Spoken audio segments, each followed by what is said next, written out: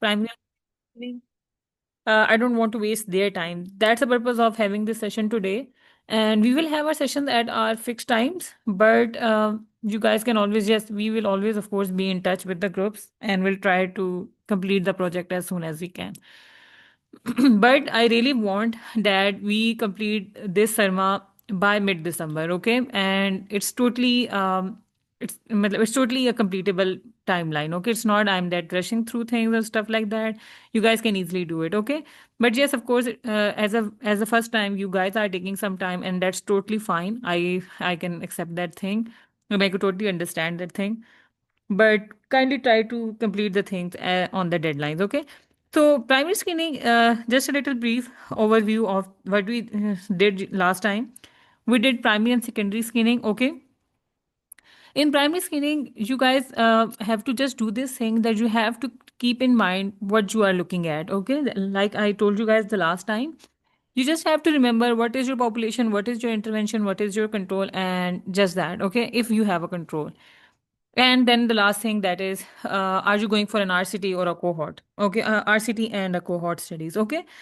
So if you find any article that is not in accordance with these things, you just have to exclude it. And if you are confused after going through the title and after going through the abstract, you are not sure is it included or not, you have to include it. Okay, so primary screening is very easy, and you bring down the number in primary screening to around max, bring it down to 200 max or 50. Okay, some people even bring down to 10, 20, and that's totally fine.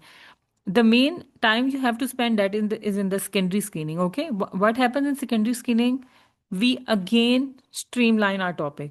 Okay, for example, there is like two groups. One group is discussing about terzipatide role in heart failure, and the other group is doing on terzipatide role in, I guess, yeah, in steatohepatitis. Okay, right now we have not yet finalized our outcomes. Okay, we are on the broader side. Why? Because we are doing the primary screening. When we will go through the secondary screening step, at that time, at that point, we will be able to better refine our topic. Okay, then we will see how which outcomes are we going for, which control are we going for. Like for example, let me give you an example. There was one of our group, Sarma group, in our previous round, and they also did not we also did not specify the control in the starting phases. So what happened at the end, they had around 30 articles left in the secondary screening step. Okay, like they were following the population. All those 30 articles were including that drug, and they were including that population. Now what we have to do is we have to define our control to further bring it down. Okay, so we saw that how many articles are including the control, and we chose the control as a placebo and an absence of intervention, because that's the standard one, that's the ideal one. When you are comparing the drug with the placebo means like a dummy drug. Okay, it's not something actual. So we established the control as a placebo and brought it down to 10 articles, and then we did our analysis and then the later steps. Okay, so in primary screening, you guys don't have to spend a lot of time. You have to just do it and just see, is the drug there, is the population there or not, and is it an RCT or not, okay, or a cohort study. In secondary screening, yes, you guys will face some problem. You will be like, should we include this? Should we not include this? And for that, even Taha is there to help you. I am there to help you guys. And then we will finally filter out the articles that would be included in our secondary screening and further refine our topic. Okay. At that point, if you will need any access to any article, you will let me know, and we will get the full access of that article if needed. And yes, that's the main things about the screening step. Okay, so this is the third lecture of the sessions. Total, we have around 6 lectures. This is the data extraction. Okay, this is an important step. Screening, primary screening is considered a very basic task for meta-analysis.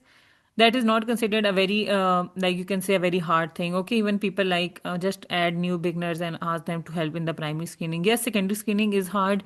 You have to be very careful which articles are you including. And then the important thing is data extraction. Okay, if you make problems here, just like the screening step, secondary screening step, it affects the analysis. And then if your analysis is affected, your whole article is affected. Okay, analysis is easy. most of the people have this thought in their mind that analysis is the most difficult step. No, analysis is not difficult. Main thing is which articles are you screening out. Then the second thing is that is important, that is how you are extracting the data. Okay, if you do these steps good, analysis becomes really easy, and then article writing is very easy at the end. So let me share with you the template. Wait a minute. I will share with you guys a template in the groups also. I guess I opened it up. Yes, sorry. Wait a minute. Let me open up the template.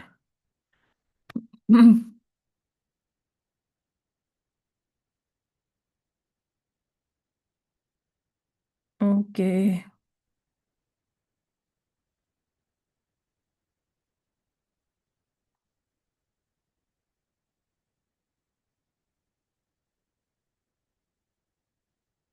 Okay, so yes, this is the template of our data extraction sheet. I will share it with you guys also. Okay. So this is what we call the data extraction sheet. And these are the tables that we will be making in the Sarma in our manuscript also. Okay. I will be sharing this template in the groups also. Okay. And you have to just what you have to do is you have to change the titles here. Okay. And if you need to add something, you will add something more, but you will have to keep the basic outline as a template shared with you. I will share two more templates with you. Whatever you guys like, you can go for that template. But let me explain it to you a little bit, and then we will go through some of the systematic reviews also. So here we have written about the different reviewers that will be reviewing those articles. Even in your case, you guys are around 10 people in each group.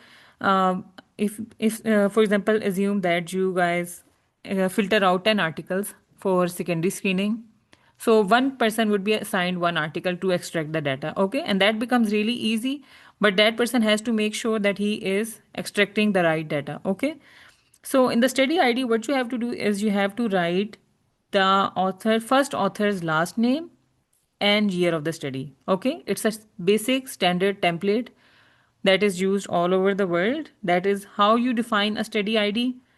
Write the name of the first author, last name of the first author, and 2018. Okay, let me, I guess I can open it up. Okay, I will show you guys the article at the end.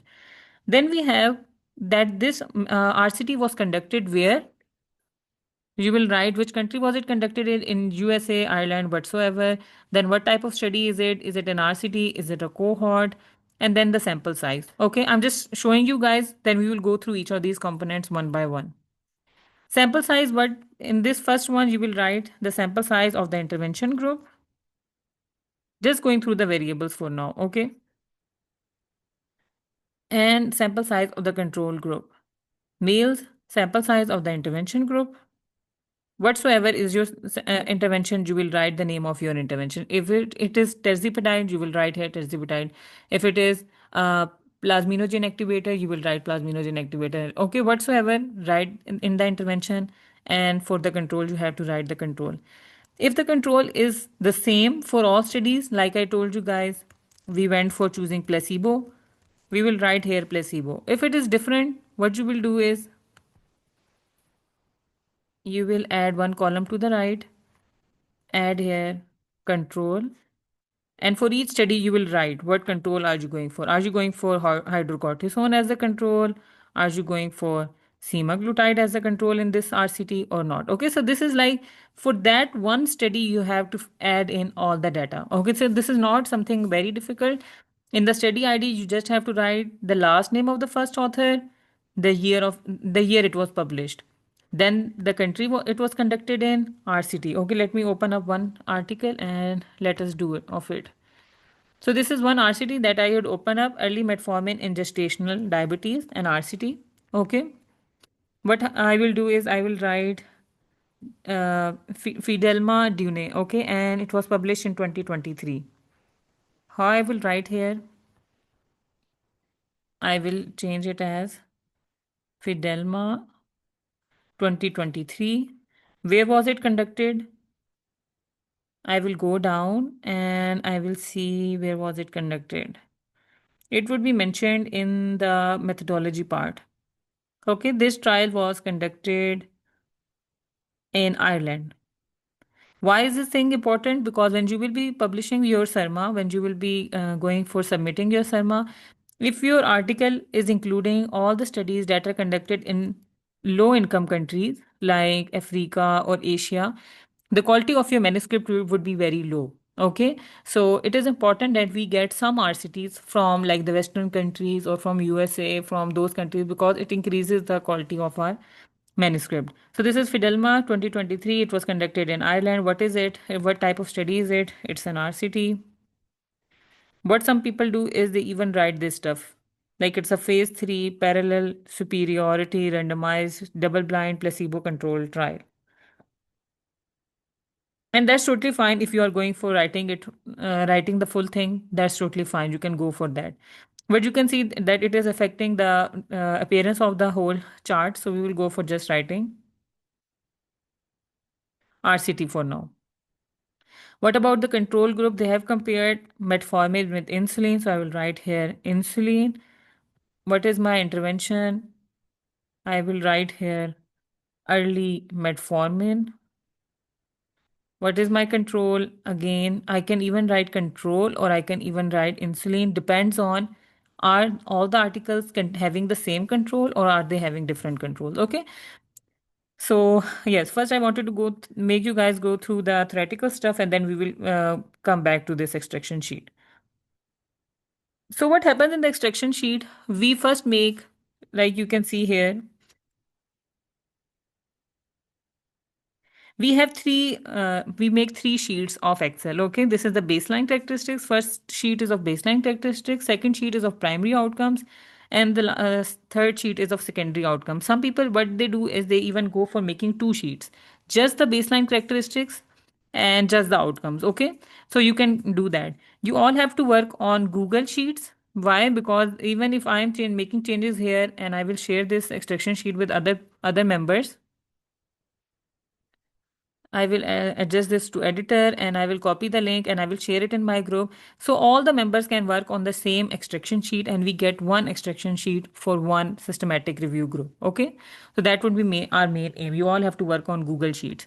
You can even go for making two sheets, just the baseline characteristics and just the outcomes one. That is totally fine. Okay. So in the baseline characteristics, what we have, in baseline characteristics, you will write about the author of the article, which year was it published. Some people even go for writing about the journal it is in published. That is also affecting the studies you are including, are they of good quality or not. Then the country, as I told you, it also affects, are the studies of good quality or not. Okay, this is just about the study basics. Then you will go for writing about the population, what was the sample size, how many what was the age of the patients, what was the gender, were they having any comorbids or stuff like that. First thing about the population, then you will write about the intervention of that study. This is of each study you have to do that. Okay, if someone is assigned one study, he has to write about these things of all of that study. What was the intervention in that study? What was the dosage that was used? What was the duration? What was the control? What were the outcomes? And if you want to add, you can go for adding randomization, blinding, follow up, any of that stuff. Okay. And what was the like follow up period? Only those related to the study. Sometimes this happens that we get a lot of variables. Okay. You will be getting the sample size, age, sex, and different dosage, duration, follow up periods, and all that stuff. So in that case, what we have to do is we have to align it with our article. Okay. Like with our topic. For example, I am doing a study on early metformin in gestational diabetes. Okay, so in this topic, I am dealing with gestational diabetes. What is important to me? What was the size of the baby? All those factors, all those variables that are related to gestational diabetes. I have to consider that. So let us go back to our stuff. Let me show you guys some examples of the systematic reviews and then we will be extracting the data. Okay. So we were going through this stuff, sample size. How will you check the sample size in this RCT? Okay, you will go down, and mostly for the baseline characteristics, the all the data is there in the table 1 of that RCT. Okay, you will go down and in the result section. Yes, this is the table 1, maternal characteristics at baseline. All the baseline characteristics of that article are mostly in the table 1 or table 2. Okay, or even you can go through the results portion and you can find the stuff from there. So they have mentioned that they screen how many people were randomized. They included 268 people were randomized to receive metformin and 267 were randomized to receive placebo. We can even see here what is the sample size of early metformin group? It is 268. What is the sample size of the placebo group? It is 267. I will go back and I will write here sample size 268. What was the sample size of the control group? 267. Of course, males cannot have gestational diabetes. I have to go for females percentage, okay? Then I will go here and have they mentioned anything like that? No, of course they cannot mention it anything like that. It would be 100%. Females would be, we can even exclude this variable. This is not necessary if you are dealing with anything like that. Like gestational diabetes can of course happen in only females. Now we have to see the age. I will change the name of the intervention group, early metformin, placebo. Okay, and you all have to mention the units in front so that if one person is doing the extraction, everybody should know that what are the units. Okay, here age is mentioned in mean and standard deviation. You can see here age is mentioned in mean and standard deviation. 34.3 is the mean of the age. 4.9 is the standard deviation value. Once again like that, okay? It's the same. It's the same for both the groups. 34.3 and whatsoever was here. Why is it important to write the units? Because you can see here that in this RCT they have mentioned the age in mean and standard deviation, but in this case, this is another RCT, Tenecti place versus LT place, okay? And you can see here that in this RCT, they have mentioned the age in median and interquartile range. Okay. So that is just a different unit. So whenever you are writing or adding the data in your extraction sheets, you have to mention what unit are you going for. If it is something, a unit that you cannot understand, you will write it in the brackets, and then when I will review the extraction sheet, we will change that or we will make it streamlined. Okay, so what it happened that I was working on a meta, and what they had was they were reporting the outcomes in the form of okay, let's do that later. When we will discuss the outcomes, we will go for that. Okay, same for the BMI. BMI is mostly written in the mean and standard deviation. You will write for the intervention group, for the control group. Then these are the some of the variables that were important in that study. We will see here what are the variables they are reporting in the gestational diabetes. They are reporting about the races, highest level of education, smoking during pregnancy, prior hypertension, was the mother Nelly Perez, what were the obstructive history. So according to your Sarma, your variables would change. Okay, you can see here as we went through as we discussed before.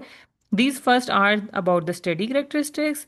Then we are discussing about the population. What was the sample size of the population? How many females were there? What was the age? What was the BMI? And all that stuff. And then you have to include about the intervention. You will write here what was the intervention that was used, what was the control, and what were the outcome. What were the outcome of that RCT? Okay, like what were the outcomes they were dealing with? That you have to write. Okay, so this would be about your, and similarly, you can see here that they have mentioned that diabetes reported into percentage, hypertension report in the percentage. If not in percentage, if your article is reporting in numbers, you have to convert it into percentage. Okay, you have to make sure your whole sheet is streamlined. It should be uniform.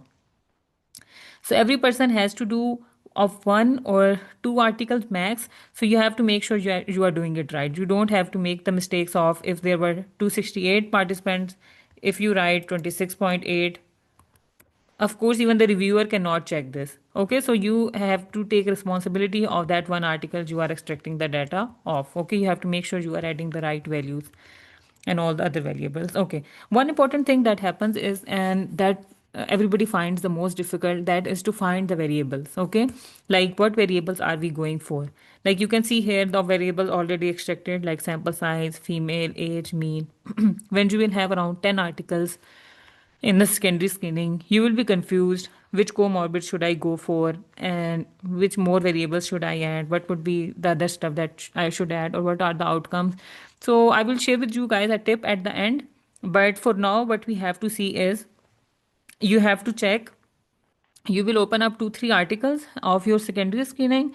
That is like the most how people used to do before in the manual thing, and they would see which variables are same in across the studies. Like if 2 or 3 studies are reporting the same variable, then they will include that variable.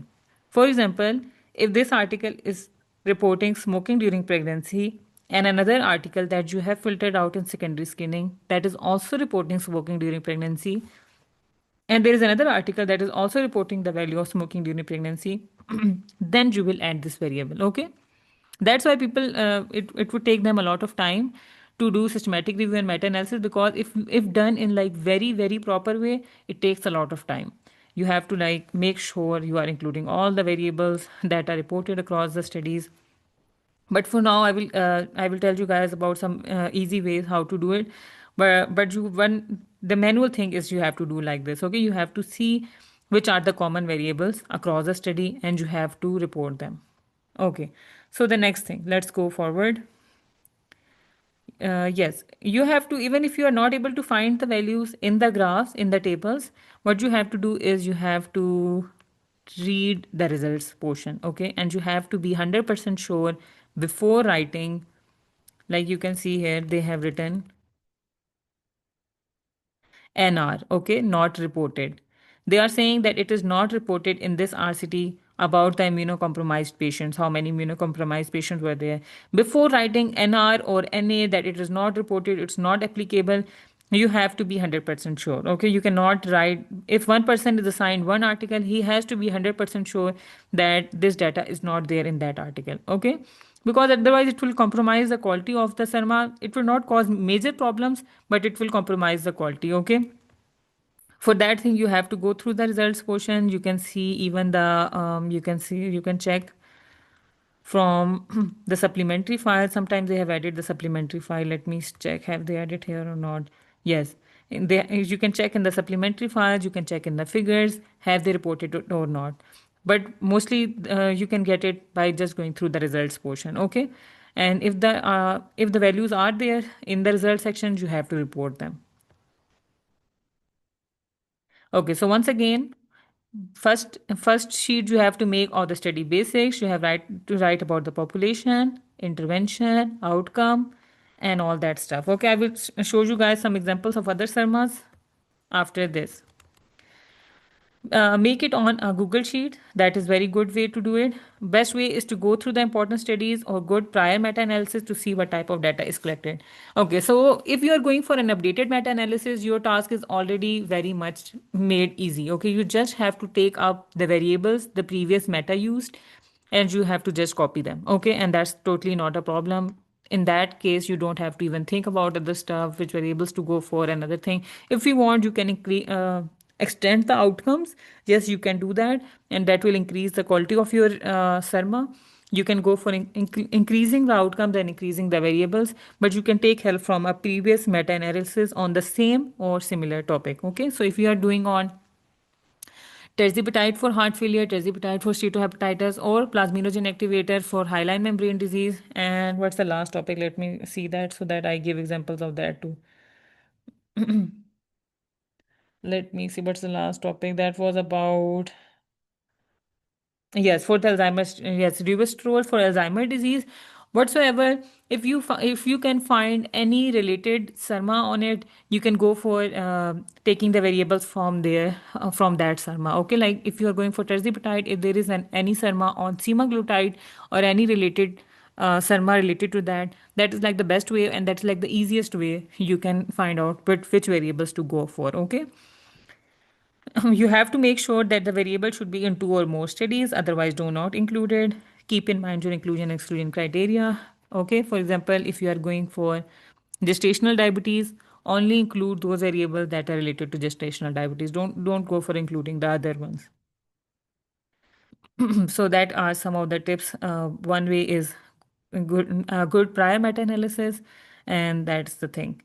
You have to go through several studies before the extraction tool is ready. Making the extraction sheet is a little difficult task.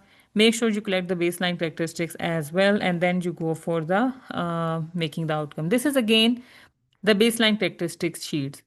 Write about the last name of the first author, the year it was published, where was it conducted, study design, once again, patients, sample size, intervention control, what were the age, male, female, they have written like this, 40 and then slash 54. What type of patient, intervention group, control group, outcome. Okay, this is a very beautifully made extraction sheet. Once again, about the first basic characteristic sheets, write about the author name, year, country, sample size, write about the intervention, write about the population, write about the outcome. What outcomes are they dealing with? Once again, the study design, sample size, number of participants, dosage.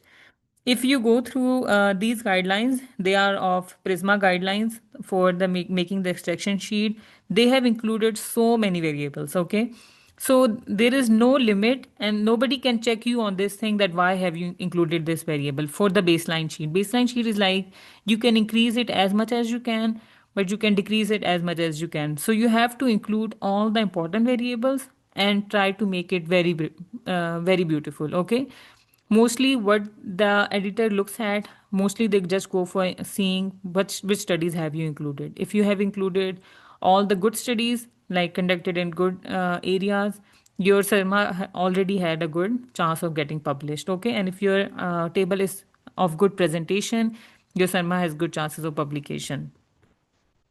I took the screenshot, that's why it's not a little bit visible, but I just want to show you the variables.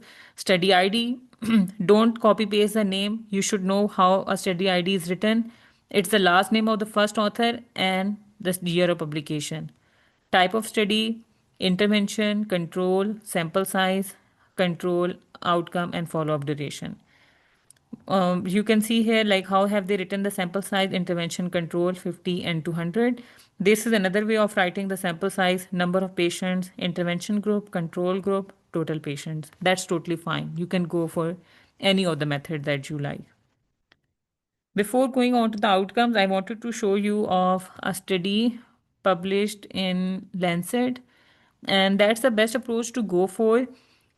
Pick up a systematic review that is published in a good journal and see how have they made the basic baseline characteristics sheet. This is our SARMA that is published on systematic review of the effect of administration of azithromycin during pregnancy, okay, on perinatal and neonatal outcomes. Let us see their table. Let me even let you guys go through the components of sarma. You can see this is the abstract, like all the other studies, cross-sectional studies. This is the intro. Then methodology is always a copy paste of the stuff. Results are important thing to write. And discussion is again the same thing. So okay, so you guys would love the whole process, but I just want you guys to keep up the tempo. Okay, so this is the table 1 of the study characteristics table for the included RCTs. What have they included? You can see here author, year, and study design. Last name of the first author, year of publication, RCT. Country, Nigeria, Uganda. Here you can see African countries, Malawi. So even you can see here this Sarma is published in Lancet. Lancet is like the highest impact factor journal in the whole journals. Okay, but all the studies are conducted in Africa. So a person who is doing an RCT, he should have been like doing a sarma, he would have been like, maybe I'm including the studies that are of not good quality, but that is not a problem. Okay, that is not your problem. Your main thing is how you are reporting the data. So then they have written about the years, Was it rural area or an urban area? Total number of participants. Rural urban area is not an important variable, but this is important for this Sarma. Why? Because they are dealing with the usage of antibiotics. They have to see are the antibiotics being used more in rural areas or urban areas. That is an important variable for them, but it's not for most of the Sarmas. Number of participant assigned, that's like the sample size, assigned to receive the control, intervention group, control group. What was the control? What was the dosage of azithromycin? What was the schedule, timing, total number, follow up, primary outcome, loss to follow up. Okay. So you can see how clean the table is made, and that is increased. That is because it is published in a good journal. Like all the things are so streamlined, so neatly written. There is a proper format of writing the study design about the countries for the years and all that stuff. So this is the baseline sheet. The baseline sheet is not used in analysis. This is just for the table in a systematic review in your manuscript. And this is an important thing. Mostly editors first look at the baseline sheet. Okay, they just see have you included the right intervention? Have you gone for the right control? Have you gone for the right outcome or not? Okay, this was one Sarma. And yes, let's go to the next part, that is the outcome. Okay. So in the outcome, what you have to do is you have to include all the outcomes that are reported in 2 or 3 studies. Okay. You cannot go for including the outcome of only one RCT. For example,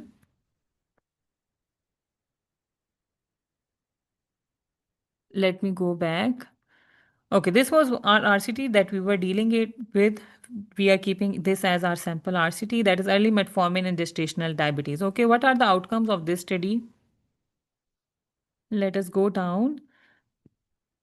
These are the baseline characteristics in the table 1. Mostly the outcomes start in table 2. Okay, maternal outcomes. You can see what are the primary outcomes. Initiation of insulin only. What was the fasting glucose for the people who were using early metformin? What was the fasting glucose at 32 weeks? They have written that. For those who were using placebos, what was the fasting glucose? What was the fasting glucose at week 38? They have written it. Okay, these were the primary outcomes of this RCT. What were the secondary outcomes? For the women who were using metformin, what was the mode of delivery? How many had preterm birth? What was their HB? What was the maternal weight change? And these are the secondary outcomes. Earlier, what people used to do was, again, even you guys will do this thing. For those outcomes that are reported in 2 or more RCTs, you have to include them. Okay. So let me show you how is that done. I will show you guys at the end how to make this step easy, but for now, I'm telling you how mostly people do it and what's like the proper way to do it. What they do is they write in this way. For the outcome sheet, they have written about the study name here and they have written the outcomes on this side. Like report all the outcomes of this study. And then you will cross like, is this outcome there in this study? No, it's not there. Is this outcome there in this study? Yes, it is there. Cross. And is this outcome there in this study? Yes. So all those outcomes that are reported in 2 or more studies, you will include them. Okay, that is a little bit of a difficult step and it takes some time. But I will tell you guys later on like how to make this easy. But you guys should know how the outcomes are decided. Sometimes we have two outcomes. We have two types of outcomes, like the dichotomous outcomes and continuous outcomes. What does the word dichotomous means? That it can have just two values. Like did the patient die or not? Yes or no. Anything that is answered in yes and no, that is dichotomous. Anything that is answered in numbers, that is continuous. Okay. Like we said, for this early metformin, did the patient had cesarean delivery? Yes or no? Okay, so it's like a dichotomous outcome. And if we say what was the fasting glucose at 32 weeks, it was around 10 or it was around 100 or whatsoever. So that is like a continuous outcome. It is if it is reported in numbers, that is continuous. If it is reported as yes and no, it's a dichotomous outcome. We will be making separate outcome sheet for dichotomous variable and a separate outcome sheet for a continuous variable For example, you are conducting a systematic review and meta-analysis comparing radiation to chemotherapy for pediatric acute lymphoblastic leukemia. One study reported that a relapse occurred in 50 out of the 250 patients who received chemo. Conversely, 100 patients who received, radio, there would be radio here. Conversely, 100 patients who received chemo relapsed. Like 50 patients of the radiotherapy group relapsed and 100 patients of the chemotherapy group relapsed. Okay, how would you enter this data? Radiation, you will write what were the events. Like how many people relapsed in the radiotherapy group, you will write 50 here. And what was the total? 250 received radiotherapy. What about chemotherapy? 100 relapsed, 100 were the events. And how many people received it? Because it's saying 50%, so that would mean 200 people received the chemotherapy. Okay, let me show you another example. Okay, let me show you guys here. Let's come here. These okay. So for the baseline characteristics, you will make just one sheet. Now we will moving on to the next one. That is like the outcome sheet. This study was about the for then this study was on the systematic review on hernia surgeries. Okay, like different approaches for herniatomy. So they wanted to see the outcome that for robotic hernia surgery and for the simple manual one, what were the chances of a seroma formation? Okay, so that means was there a seroma formation or not? Yes and no. So in the event you have to report in this study how many people had seroma formation, and you have to write here the total sample size for this group. Same for this one for the control group. So for a dichotomous variable, how many columns are you using? These two are for the intervention group. Let me merge them. Merge cells. And two for the control group. Okay. Even you can just copy this extraction sheet and make changes on this extraction sheet. That is totally fine. Make a copy of it, and you can for the dichotomous variable use this side. For the continuous variables use above one. Okay, like what have they done is they have written the student study ID here. They have written the intervention group here, the control group here. In the intervention group, further you have divided into two groups, events and total. Okay, you have to report how many people had seroma formation in the intervention group and how many had in the control group. Why we are reporting in this way? To make our analysis easier. If we will not report in this way, your analysis would be really hard. RevMan only analyzes the data if it is in this format. If it is not in this format, RevMan would not be able to analyze it. Okay. So you have to write in this way. And how will you report this thing? Let us go back and see our sample meta analysis RCT. Like they have reported here that for the group that was using early metformin, how many mothers had cesarean delivery? 114 had cesarean deliveries out of 262. Okay, so I will come back here and I will write this is my early metformin group. I will write how many had cesarean deliveries. 117 had cesarean deliveries out of the total 262 mothers. Okay, and for the other one, for the placebo, I can see here 100 had cesarean deliveries out of 262. So I will come back here. I will write here 100 out of total 262. Okay, so this is for the dichotomous variable. Did they have it or did they not? Okay, let's make of another one. Let's report another outcome. That was insulin dose required. That is in mean and standard deviation. That is not a dichotomous variable. Let us see. Okay. Maternal morbidity. Did the mother develop gestational hypertension or not? That is like a dichotomous variable. So what I will do is I will write here what is my outcome. My outcome is gestational hypertension. I will make it green or whatsoever, but any color. I want, okay, and I can go for making it jello. Okay, but I will do here, I will write the study ID,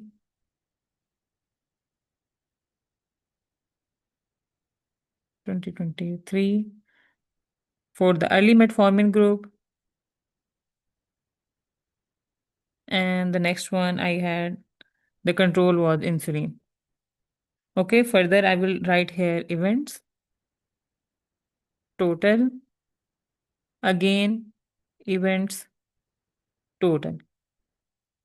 This is for the dichotomous one. Okay, dichotomous means yes or no.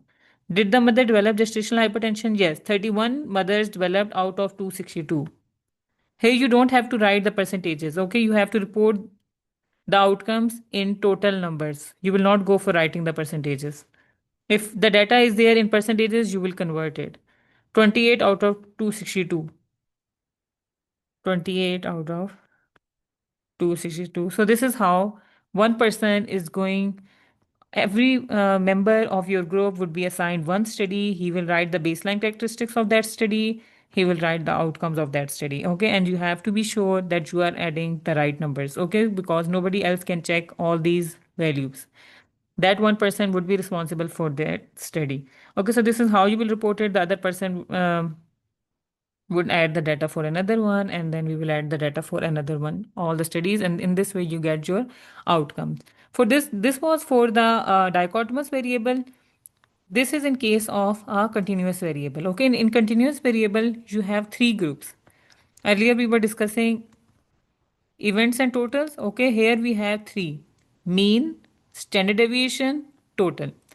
Why this format? Again, because Revman only analyzes when the data is in this format. Okay, so we have to make sure we are adding the values in this format.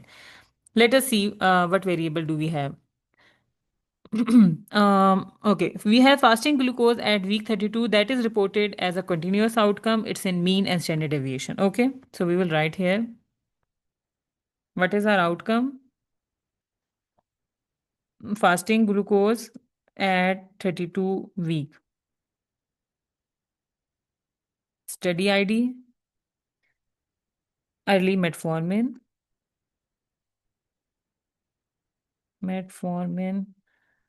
And what about the control group? Like when we will add here the control group, then we have mean value, standard deviation, total. Once again, mean, standard deviation, total. Even you can merge these cells, go in the format, merge cells, merge all. Okay, so that this becomes a little continuous. Okay, merge cells, merge all. Okay, so we will write here the our study. It was some kind of done in 2023. What was the mean value? You can see here at week 32, mean value is 4.9, 0.5. Again, in the events, you were reporting the numbers. Here, you have to report only in mean and standard deviation. Okay, what was the mean? 4.9. Standard deviation is 0.5. What about the total? 4.9. What total is this one? 262. 262. What about the control? Control 5 and 0.5 and 262 again. 5, 0.5, 262. Okay, so that is all easy stuff. Yes, one thing more that is important is sometimes this happens that it is reported not in the unit that you want. Okay, so like we can see here, they were reported as numbers and total. Here it was reported as mean and standard deviation. But for this study, you can see the age is reported as median and interquartile range. Okay, so if a person who does not understand this stuff or who has not gone through the lectures, what he would do is he would report this value in the outcome sheet. He would add this value 68, 66 in the outcome sheet. What would happen? The results would be distorted and that would distort the analysis again. Okay, so you have to be sure and you have to even write in front of it. Like here we are reporting in mean and standard deviation. How are we reporting early metformin? We are reporting it in numbers. How are we reporting the age? We are reporting in mean and standard deviation. How are we reporting the females in percentage? So that all the members are clear what is the unit of this thing. Okay. So in this case, what happens that for this RCT, we will convert it. It is reported as 66.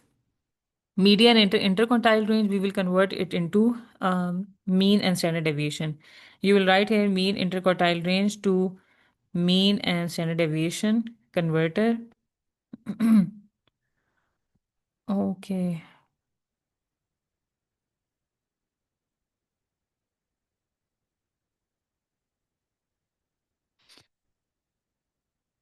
I guess this works better.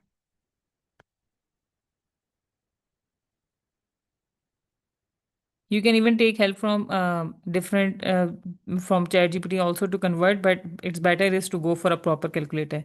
It's saying enter the median value. What is the median value? That is, sorry, median value is 66.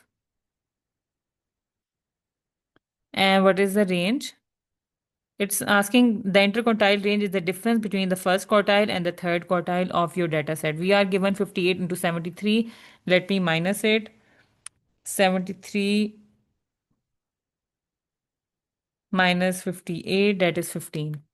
Okay, and I will write here 15. Calculate mean. So it has calculated the mean for me. Estimated mean is 71. But I also want the standard deviation, so I will go back and choose this one calculator. Yes. Okay. Median, what do we have here? Median is 66, 58, 73. What is the sample size of the group? That is 732. I will calculate.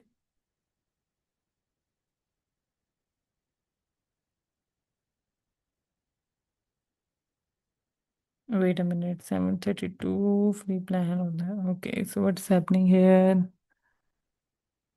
58, 73, 732. I will change with you guys one another website that's like a proper one. This is like it has now become into the premium mode. Let me go back. Let's go back here. Mean variance to mean and standard deviation. Median and interquartile range. Okay, I guess yeah, that's this works. Median interquartile range to mean and standard deviation. Okay, what was the median? That was 66.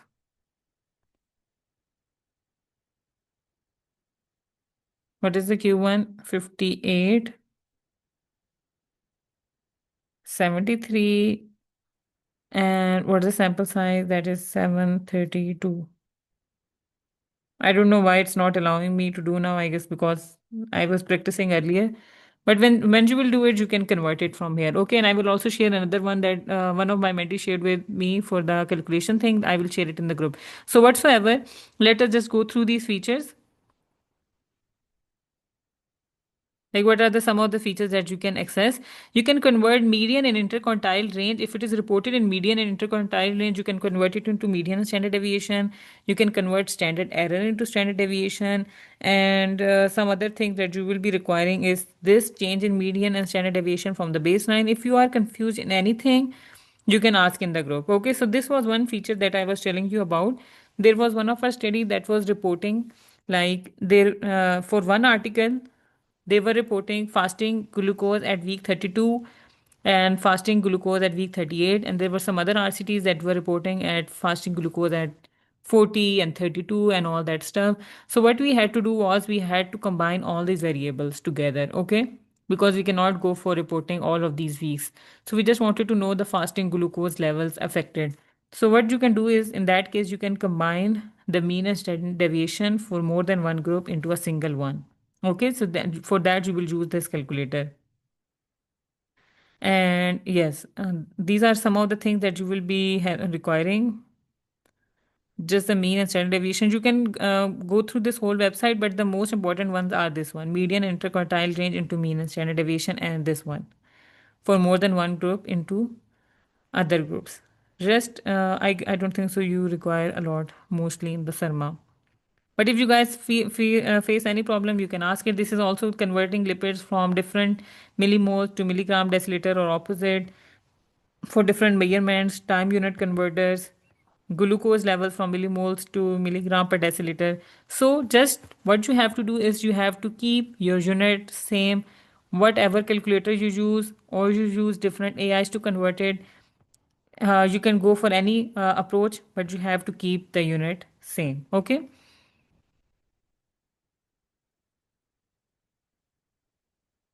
Okay. Isn't it 264? Let me go back. You are talking about the sample size. Wait a minute. Yes, for the element formant group, it was 264. Okay, yes. One thing that is important is like this, in it is written above the column that the total sample size for the groups that were receiving early metformin that was 264. Okay, and for the placebo, it was 262. But down here, you can see that initiation of insulin only that is 101 out of 263. In this case, when they have reported in front of the outcome that the total is different, you have to report this total. You will not go for reporting this total. This total is for those groups that are not having written this total in front of them. What they are stating in this case is that initiation of insulin was checked in only 263 patients, not the 264. Whatsoever reason, we don't know. Okay, when we will go through the whole article, we will better able to see why did they include why did they exclude that one person out. But they have checked initiation of insulin in 101 out of 263 and 134 out of 262. Okay, and you will take the total from here. Same as the case in this one.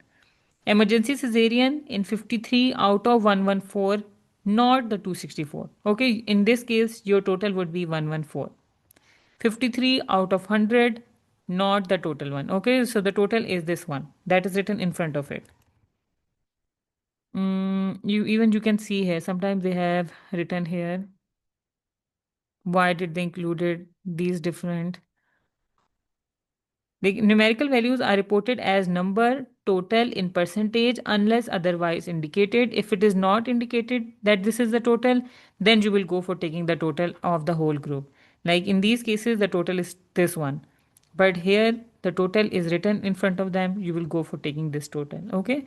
So that was, yes, that was important. Okay. Once again, what is a dichotomous variable? That has only just two values. In this case, you will just make two columns, events and total. For continuous, you will be making three columns, mean, standard deviation, and total. Okay. In meta-analysis, data is extracted as number of events out of the total sample size. This allows calculation of effects. If only percentages are there, you will convert into numbers. You have to report the dichotomous in numbers. Okay. For the continuous, you will report in as mean and standard deviation. If it is a median interquartile range, you will convert it. If it is in any other unit, you will convert it into mean and standard deviation. Okay. There was one RCT that had reported this data as like this. They had written full cohort, matched cohort. Okay. So like they were talking about intravenous thrombolectomy. This was the intervention group, this was a control group, again intervention group, control group. So like the members had this confusion, should we take values from this side or should we take values from the matched cohort? So you will take values from the matched cohort. Okay, why? Because matching, blinding, randomization, these are all the steps that ensure that your RCT is conducted in a better way. Even if it was written full cohort here and matched randomized cohort here, you will go for taking the values from this side. That means that they have controlled the confounders and they have applied other test on this one, and this values are the proper one that are like out of not influenced by the confounders. Okay, so you will not take values from this side, you will take values from the matched cohort. Some other important points, and then we will just I will make you guys go through other stuff. Study name is the last name, study ID is the last name of the first author and year of publication. And for sample size, okay, look everywhere for the data, text, figures, tables. Make sure units are same. Go for reporting as many outcomes as you can if they are in 2 or 3 studies. If they are percentages, you have to convert them. And if the data is reported in least square mean, it would be treated as mean. Some people they make four sheets. First sheet is for the study characteristics, second sheet is for the baseline, third is for the outcomes. Okay. Yes, let me. Yes, this was all. Let me just. Okay. So let me show you another one. So you can even do this thing like in this case, we have reported the first outcome here and then the outcome below it. What some people do is they make separate sheet for every outcome. Okay, you can also do that. That is totally fine. For the baseline characteristics, you have to make one sheet, and for outcomes, you can have separate sheets. Okay, you can even add more sheets, like separate sheet for separate outcomes. You can go for that. Okay, so this was about this one early metformin, and we saw this tenecteplase. And yes, let us see the second table of this Lancet Sarma that they have published. Okay, this one is the again the RCT is included. This is again the RCT is included.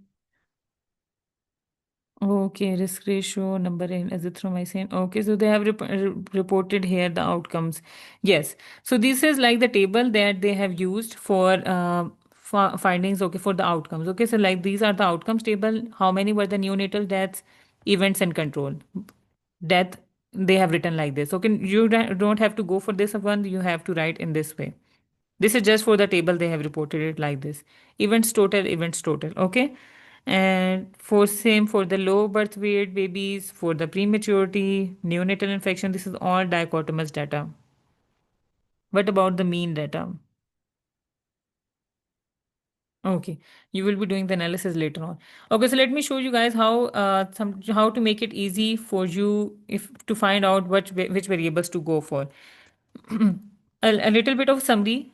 What you have to do now is you have to complete your primary screening, you have to complete your secondary screening. In the secondary screening, yes, you will face some difficulty which article to go for and which article to not go for.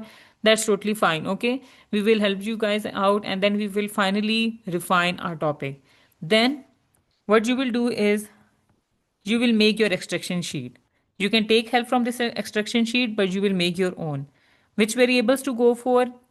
See, if any variable is reported in 2 to 3 studies, you have to include that variable. Okay, and then you will make this extraction sheet. Yes, in the outcomes, you will face some problem which outcomes to finalize, but you have to go for this approach that I showed you guys. This one.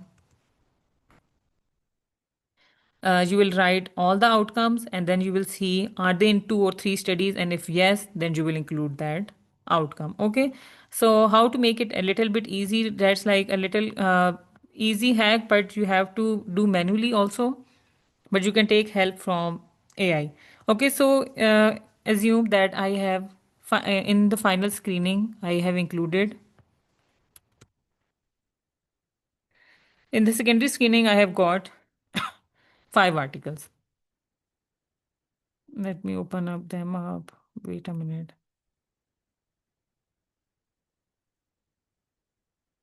Let me should I just wanted to go for those articles that I already had discussed. Okay, so this one.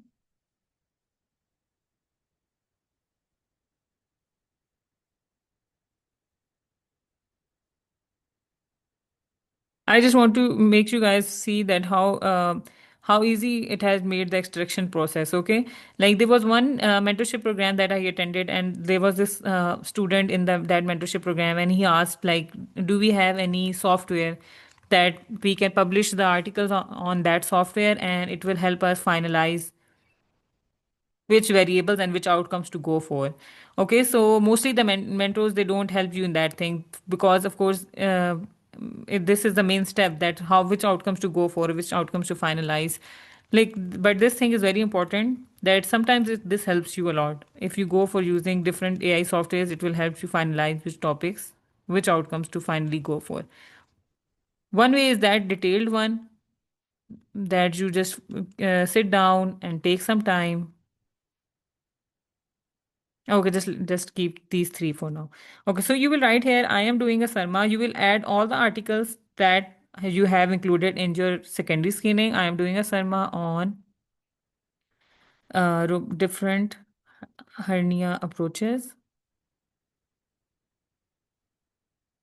help me finalize a comprehensive variables for extraction sheet. Even if you ask AI to make you an extraction sheet, it will help you make an extraction sheet. But once again, you all should know that it is not that much reliable. Okay, mostly the values are wrong, mostly the outcomes are not that right. You can take help from it, but you cannot totally rely on it. Okay, so take help from it in finalizing a comprehensive list of variables for extraction sheet. I just want to show you guys how it is mostly done, and then we will conclude the meeting.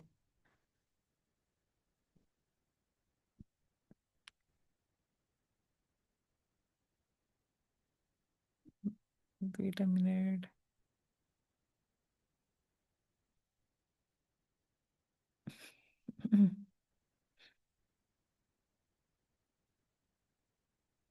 Why is it taking a lot of time?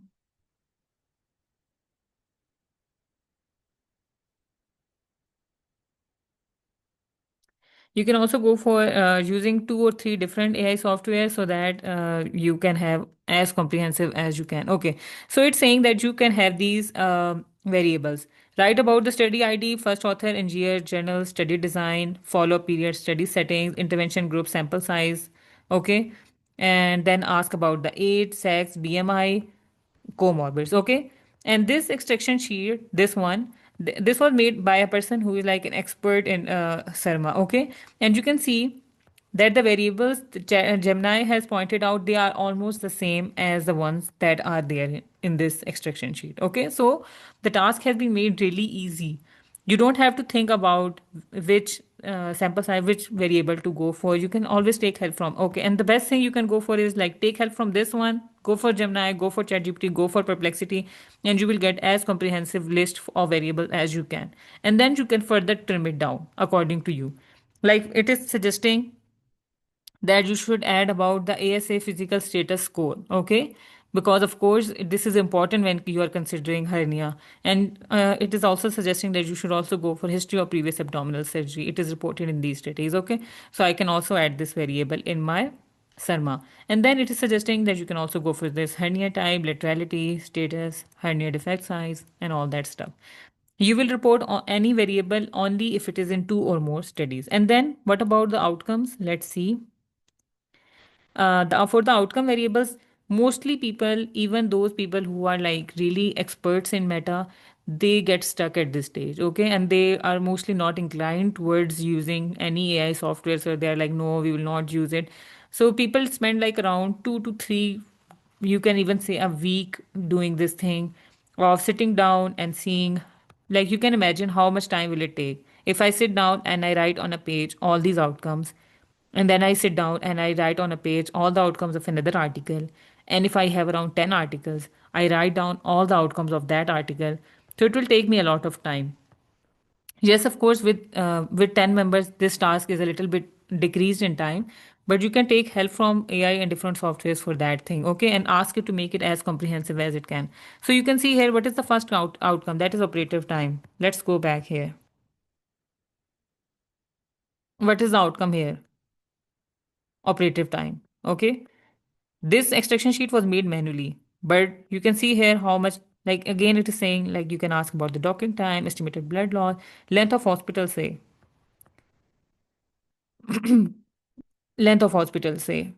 Okay, then pain score. Let me go here. Wound infection. Okay, urinary retention. No, okay, the pain score is not here. But we can check the pain score also. Okay, let us go down. Analgesic requirements, complication rates, complication index, seroma, wound site infection, urinary retention, bowel visceral injury, readmission, hernia recurrence. Okay, that is important. So it has even included more articles. If you ask it, only tell me about those variables that are in 2 or more studies, it will further shortlist it down. But go for making as comprehensive as you can, and then you can shortlist it down by yourself. Okay, once you have gotten a list of a comprehensive variable, that is easier for you to shorten it down. Okay, don't then rely on different AI softwares to shorten it down. Now you can make this whole list of variables and then check that person who is responsible for that study, he can put a cross in front of that outcome, that does my study has this outcome or not. Okay, and then you can finalize a good list of outcome. And if you have got a good number of outcomes, that will increase the quality of your sarma. So that was it about today's session. We have gone through all the slides. Yes, we have gone through all the slides. Next would be our topic on analysis. Okay, yes, it has further reduced down the list. Operative time, total hospital cost, disposable, length of hospital stay, pain, hernia recurrence, seroma, hematoma, wound infection, urinary recurrence. It has included all those. Okay, it's also just suggesting more. You can add total complication rate, chronic pain, and all that stuff. Okay, so these were some other good outcomes that we could have included in this SARMA, but we didn't because of not going for using. Okay, I will share the slides in the groups. That's not a problem. I will share the whole slides. Okay, so just a quick for you guys, just a quick recap. Uh, Complete your screening, finalize the articles. Then we will go for making the extraction sheet. For the extraction sheet, you will be using this one as a template. I will share this also in the group. Take help from different AI softwares. Okay, go for using two or three ones and finalize the variables. Okay, then we will further trim it down. Okay, we will further trim it down, and that would be a total fine thing. Take help from it, but don't totally rely on it. Check, counter check, is this variable in two or three studies or not? If it is not reported in two or three studies, then you will not be reporting um, that variable. Important thing is you have to ensure you are adding the right values. If you make any mistake in the outcomes in these values, your whole analysis would be affected, your discussion would be affected, your sarma would be affected. Okay, and just let me go through the stuff. Yes, we have covered everything. That was it about the extraction. Extraction, mostly people feel it's the hardest step, but it is not. It's not now. Okay, it has become really easy. So, yes, I will be sharing with you guys. Thank you so much for joining. Let's end the session now.